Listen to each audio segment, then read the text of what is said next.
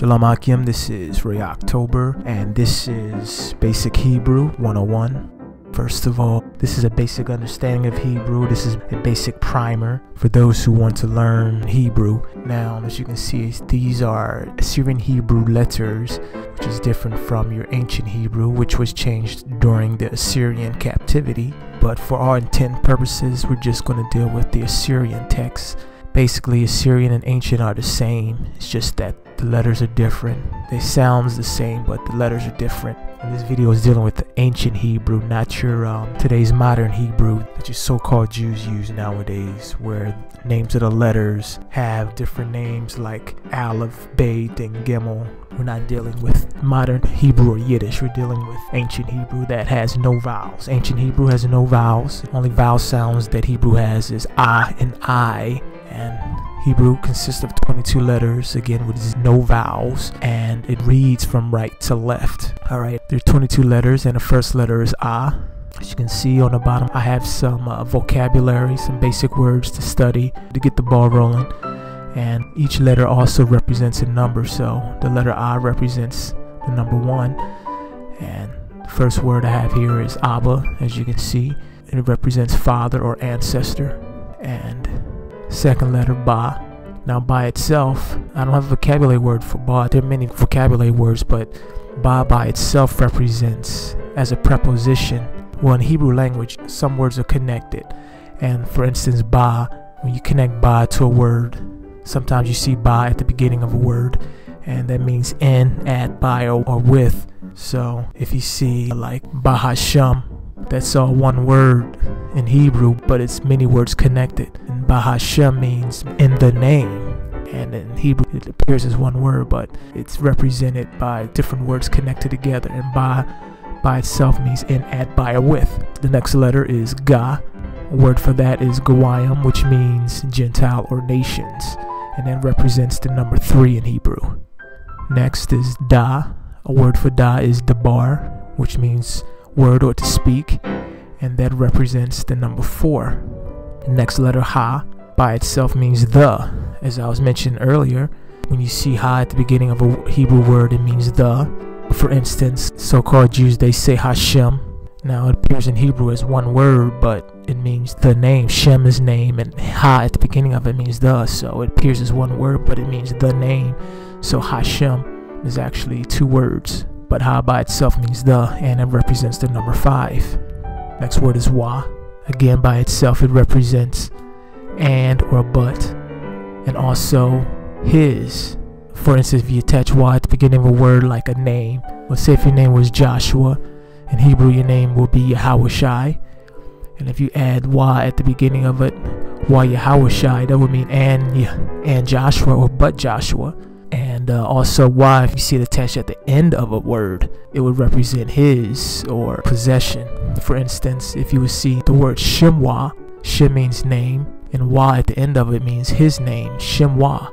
So wherever you see Shemwa, that would represent a person's name. It states his name is. So instead of Shemwa just being one word, it's actually 2 words connected. Shemwa, his name. And Wa represents the number 6. The next letter, Za. And a word for Za is Zayan, which means weapon, and that represents the number 7, lucky number 7. After that is Kha. It's a hard guttural sound. It comes from the back of your throat, Kha. And a word for Kha is Karab, which means sword, and that's the number 8. The next letter, Ta. A word for Ta is Tawab, and that means good, and it represents the number 9. The next letter, Ya. The next letter, Ya. The word for Yah is Yashar Allah, that means Israel, or he's a prince of the power, and that represents the number 10. And also Yah, if you see it connected at the beginning of a word, it also represents he. The next letter, Ka. Ka by itself as a preposition, it means as, like, or about, and usually you will see it at the beginning of a word, and that represents the number 20. And also, if you look, you see 2 Hebrew letters there. The top letter represents Ka, represents the letter itself, and the bottom represents the ending letter. And that's what you would put at the end of a word. For instance, the word Barak, which means bless. And instead of having the full Ka at the end of a word, you would have the ending Hebrew letter, and that represents the number 20. The next letter, la, as a preposition, that means to, add for, into. And if you see that at the beginning of a word, that means for that person or for that thing. For instance, if you want to give it to someone, if your name again is Joshua, and if something is for Joshua, instead of having it by itself, it would be connected. It would say BaHaSham. That would be to Joshua or for Joshua. And that represents the number 30.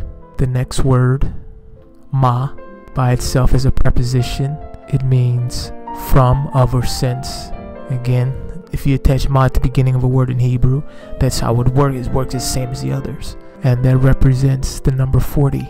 Again, ma is another one of those letters that has an ending letter. The top letter is ma itself, and the bottom represents the ending letter, and that's what you would have at the end of a Hebrew word. You would end the Hebrew word with the bottom letter that looks like a box. For instance, like the word Shem, which means name, you would have at the end the ending letter instead of the letter itself, ma.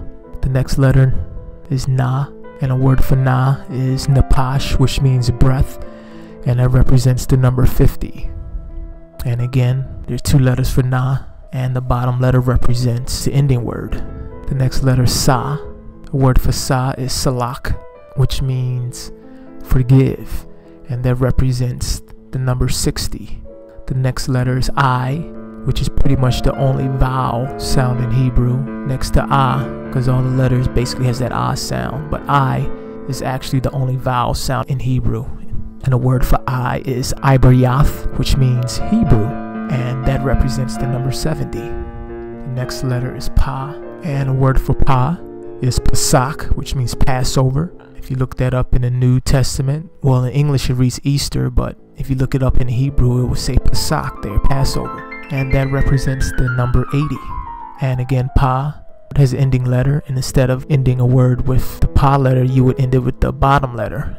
The next letter is Tazah, and a word with Tazah is Tazayawan, which means Zion. Zion is a mountain and also a people, and it represents the number 90. Tazah also has an ending letter, and instead of ending it with the top letter, end it with that bottom letter. Simple as that. As you can see, letters with ending letters, they represent the letter itself in some form, so you can notice the similarities. And that represents the number 90. The next letter is Kwa, and the word for Kwa is Quadash, which means holy, and it represents the number 100. Next letter is Ra, and a word with Ra is Roka, and that means spirit, and that represents the number 200. The next letter, Shah, and a word with Shah is Shalom, which means peace. And sometimes you may see the word shalom with a vowel in there in between the la and the ma, but it's unnecessary. It's actually Yiddish, and they add vowels, which is confusing. As you can see, it doesn't need any vowels. It's shalom. Some people pronounce it shalom, but that's actually with a vowel, which is incorrect. That's the Jewish way of saying it. It is actually shalom without a vowel, and it represents the number 300. It means peace, and it represents the number 300. And the last letter, Tha, and a word for Tha is Thawada, and that means thanks, and that represents the number 400. Now, having this basic understanding of the letters, you can create numbers by putting them all together. You have a basic understanding of the alphabet itself. Each letter, if you sound out each letter, A, Ba, Ga, Da, Ha, Wa, Za, Ka, Ta, Ya, Ka, La, Ma, Na, Sa, I, Pa, Ta, Za, Kwa, Ra, Sha, Tha, by adding them all together or putting them in a certain sequence, you come up with words, and as you see words, you can pronounce them. It's not a complicated language, and with much practice you can become proficient and learn this holy language that God gave to us as a people. Shalom.